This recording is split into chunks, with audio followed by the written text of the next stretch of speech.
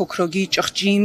եւ այդքան նենք կգտնվեր, այդքան մանրախնդիր կլիներ, որ նույնիսկ կենթանիներից վրեժխնդրություն կլուծեր կամ կենթանիների միջոցով կփորձեր պարոն Ծառուկյանից վրեժխնդիր լինել, դա արդեն ստորության հատակն է, որ ամեն անգամ մտածում ես, որ արդեն հասել ես հատակին, բայց ներքևից մեկը այնուհանդերձ թակում է, հիմա մենք փաստորեն այդպիսի իրավիճակում ենք։ Ես ձեզ մի տեղեկություն հայտնեմ, որ այն դատավորը, որը հիմա քննում է Գագիկ Ծառուկյանի գործը, դա այն նույն դատավորն է, որը Նիկոլ Փաշինյանի ապօրինի հրահանգով Մայր Հայաստան կուսակցության նախագահ Անդրանիկ Թևանյանի նկատմամբ կարված գործով կալանքի որոշում է տվել։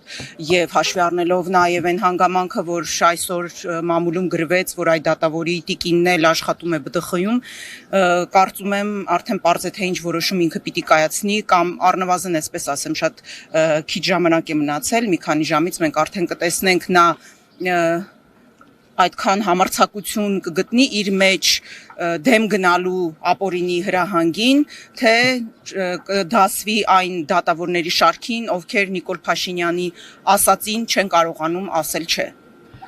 Քննչական կոմիտեի տարածած հաղորդագրությունից ստացվում է, որ Իրանի Իսլամական Հանրապետության քաղաքացի է տուժողը։ Հիմա ուզում ենք հասկանալ այդ քաղաքացին է բողոքել, ինչ թե հիմք հանդիսացել քննչական կոմիտեի համար, որպեսզի սկսեն վարույթ նախաքննություն իրականացնել, գալխուզարկություն իրականացնել, հետո արդեն կալանքի միջնորդությամբ հանդիպել։ Եթե հաշվի առնենք, այսպես հումորով ասենք, առյուծների երեկվա ձերբակալումը, գուցե նաև առյուծներն էլ ցուցմունք տված լինեն Գագիկ Ծառուկյանի դեմ։ Ես ձեզ առաջարկում եմ, որպեսզի այդ մանրուքների մեջ չմտնենք, որովհետև այս գործերը ի սկզբանե պարզ է, որ կարված են, որ տեղի են ունենում Նիկոլ Փաշինյանի ապօրինի հրահանգով, հետևաբար այնտեղ ինչ հիմարություն ասես, որ կարող են գրել։ Նույն տեսարանը մենք տեսել ենք Անդրանիկ Թևանյանի գործում, որ ամենաստոր մեղադրանքը ներկայացրեցին, բայց իրականում գործում ընդհանրապես որևէ նյութ չկա։ Ոչ միայն պետական գաղտնիքի վերաբերյալ որևէ դրվագ չկա, թեև իրենք բոլոր հարթակները օգտագործում են ասելով իբր Անդրանիկ Թևանյանը պետական գաղտնիք է հրապարակել, լրտես է եւ նմանատիպ այլ ապուշություններ, այլ ընդհանրապես գործում որևէ նյութ չկա եւ դա փաստաբանը ինքն է նաեւ նշում, այսօր նաեւ Անդրանիկ Թևանյանն էլ էր ուղերձղել, կարծում եմ հասցրել եք ծանոթանալ, ինքն էլ էր ասում, որ թե դատարանում, թե կենտրոնական ընտրական հանձնաժողովում մեղադրող կողմը հենց ինքը հրաժարվել է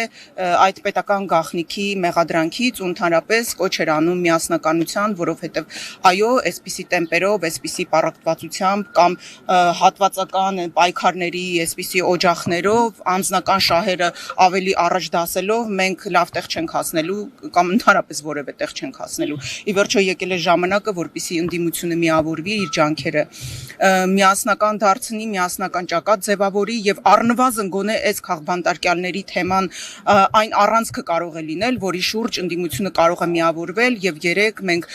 դրա վկայությունը արդեն տեսանք, որ տարբեր ընդդիմադիր ուժեր իրենց հայտարարությունը եւ իրենց սատարումը հայտնեցին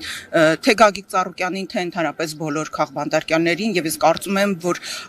այս գործելավոճը պետք է ել ավելի խորացնել եւ ավելի մեծ ծավալների հասցնել ու ի վերջո դարձնել միասնական ճակատ, որովհետեւ այս թուրք-ադրբեջանական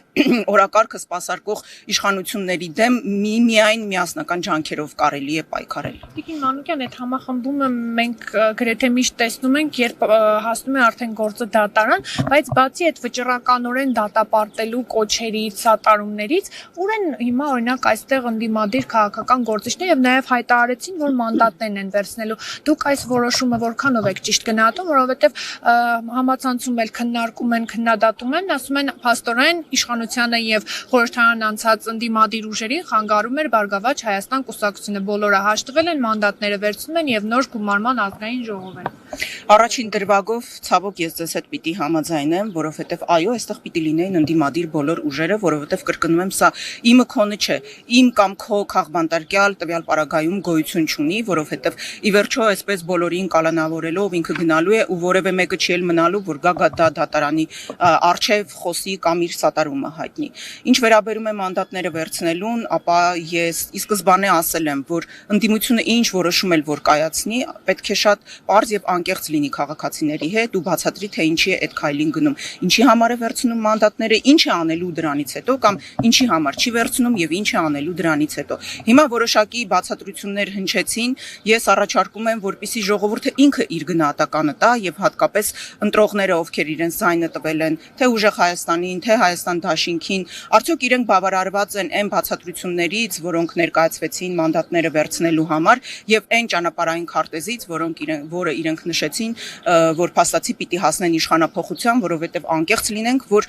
ընդդիմադիր զանգվածը իր ձայնը ընդդիմությանը տվել է ոչ թե ընդդիմություն լինելու, այլ իշխանափոխություն իրականացնելու համար։ Հիմա արդյոք իրենց բավարարում է այդ բացատրությունը եւ ճանապարհային քարտեզը, գնահատականը թող տա ժողովուրդը։ Ես միայն կարող եմ ասել մեր կողմից, Մայր Հայաստանի կողմից, որ մենք մեր ուժերի ներածին չափով, ինչպես որ միշտ եղել է, պատրաստ ենք աջակցել, պատրաստ ենք նպաստել այդ միասնականությանը եւ ջանք չխնայել, որպեսզի օր առաջ ազատվենք այս թուրք-ադրբեջանական օրակարգը սպասարկող իշխանություններից։